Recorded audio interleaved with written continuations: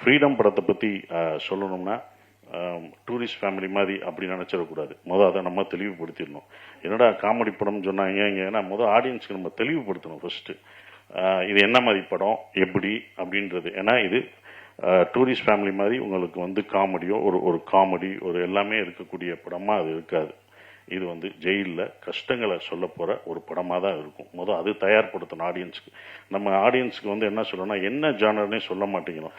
பாருங்கன்னு சொல்லிட்டு அவர் வேற மாதிரி நினச்சி டூரிஸ்ட் ஃபேமிலி மாதிரி வச்சுட்டு இது டூரிஸ்ட் ஃபேமிலி மாதிரி இல்லை வேணாடா இப்படி பண்ணி அப்படின்னு அவங்க சொல்லுவாங்க. அவங்க பக்கம் நியாயம், அது நம்ம தப்பு தான். ஏன்னா நம்ம என்ன படம் பண்ணுறோம், இது என்ன ஜானர் ஆஃப் மூவி எல்லாம் அவங்களுக்கு தெளிவுபடுத்திடணும். தெளிவுபடுத்தும் போது அவங்க பார்க்க வரும்போது அதை இது பண்ணுவாங்க. ஏன்னா இது ஜெயில் சார் சொன்ன மாதிரி ஜெயில் படங்கள், எஸ்கேப் டு விக்ட்ரி இந்த மாதிரிலாம் நம்ம இங்கிலீஷில் பார்த்துருப்போம், நிறைய படங்கள் பார்த்துருப்போம். ஆனால் அது உண்மை கதையை தான் அவங்களும் எடுத்திருப்பாங்க. கிரேட் எஸ்கேப் இதெல்லாம் உண்மை சம்பவத்தை தழுவி எடுத்திருப்பாங்க. இந்த படமும் உண்மை சம்பவத்தை தழுவி தான் எடுத்திருக்கோம். ஜெயிலுக்குள்ளே இருக்கும்போது காமெடி பண்ண முடியாது, டான்ஸ் ஆட முடியாது, அடிச்சிருவாங்க. சும்மா இது பண்ணுறதுக்கே அடி வெளுக்குறாங்க. அப்புறம் எப்படி ஜெயிலில் இருக்கும்போது கொடுக்க மாட்டாங்க. ஸோ அப்படி இது 1991 நடந்த ஒரு கதை. 95 வரைக்கும் இருக்குது. 95 ஜெயிலில் பிரேக் பண்ணி தப்பிக்கிறவங்களை பற்றி 1000 அகதிகளை சந்தேக கேஸில் உள்ளே பிடிச்சிட்டு போய் அவங்க எப்படி குடும்பத்தை இழந்து அவங்க ஃபேமிலியை சேர்ந்தாங்களா இல்லையா அப்படின்ற ஒரு விஷயத்த சொல்லப்போகிற ஒரு படமாக தான் இந்த ஃப்ரீடம் இருக்கும். அவங்களுக்கு எப்படி அந்த விடுதலை வெளியில் கிடைச்சதுன்றது நமக்கு அந்த இன்சிடென்ட் தெரியாது. அப்போ நடந்தபோது 1995 இப்படி ஒரு விஷயம் நடந்திருக்கு. இப்படி ஒரு ஜெயில் பிரேக் வேலூரில் இப்படி சிறையில் இருந்து தப்பிக்க ட்ரை தப்பிச்சிருக்காங்கன்ற ஒரு விஷயத்த நமக்கு தெரியாத ஒன்று. அது ஏன்னா அப்போ இவ்வளோ மீடியா இல்லை, ஒரு பேப்பர் செய்திகளாக தான் அது இருக்குது, பேப்பர் செய்திகளாக இருக்குது. அது இந்த படத்தில் நாங்கள் சொல்லியிருக்கோம். அந்த வலிகளையும் வேதனையும்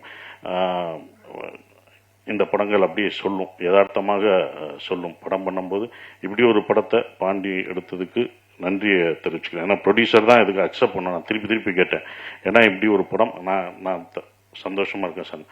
இப்போ கூட படம் பார்த்துட்டு நல்லா இருக்குன்னு சொல்லியிருக்காரு. அதுக்கு ரொம்ப நன்றி. ஏன்னா ப்ரொடியூசருக்கு தான் அது பிடிக்கணும். அப்புறம் டைரக்டர், நான் ஏற்கனவே ஒரு படம் பண்ணிட்டேன், அவரோட ஒர்க் எனக்கு ரொம்ப பிடிக்கும். தோல்வியெல்லாம் கிடையாது, தோல்வியோ வெற்றியோ கிடையாது. நான் மேக்சிமம் பண்ணேன்னா புதுமுக இயக்குநர்கள் தான் பண்ணியிருக்கேன்.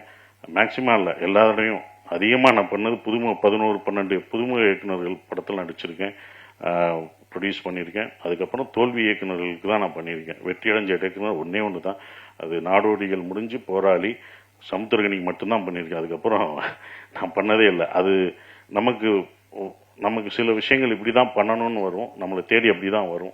அந்த மாதிரி தான் இருந்தது. ஏன்னா வெற்றி தோல்வியெல்லாம் பார்க்கக்கூடாது, அடுத்த அந்த ஸ்கிரிப்ட் என்னவா இருக்குது எப்படி இருக்குன்னு தான் பார்க்கணும்.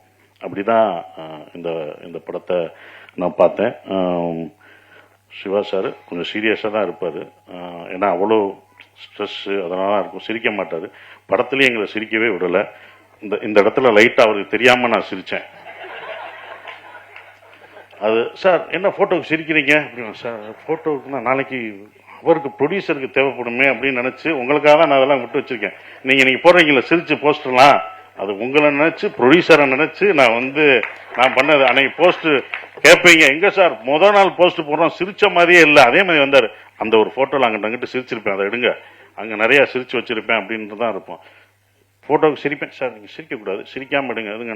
அப்படி திரும்பும்போது அப்படி சிரிச்சிருவேன், எடுத்துட்டு இதுதான் பப்ளிசிட்டிக்கு யூஸ் ஆகும் வச்சுக்கூடா, சிரித்த மாதிரி முத படும்போது போட்டோம்டா அப்படின்னு தான் இருப்பான். அதே மாதிரி தான் லிஜோ சிரித்த மாதிரி ஒன்று இருந்தது. அப்போ லிஜோட்ட கேட்டேன், நீங்கள் டைரக்டருக்கு தெரியாமல் தான் இந்த சிரிச்சா அப்படின்னு. ஆமாம் சார் அப்படின்னுச்சு. ஸோ அப்படி தான் அது நடந்தது.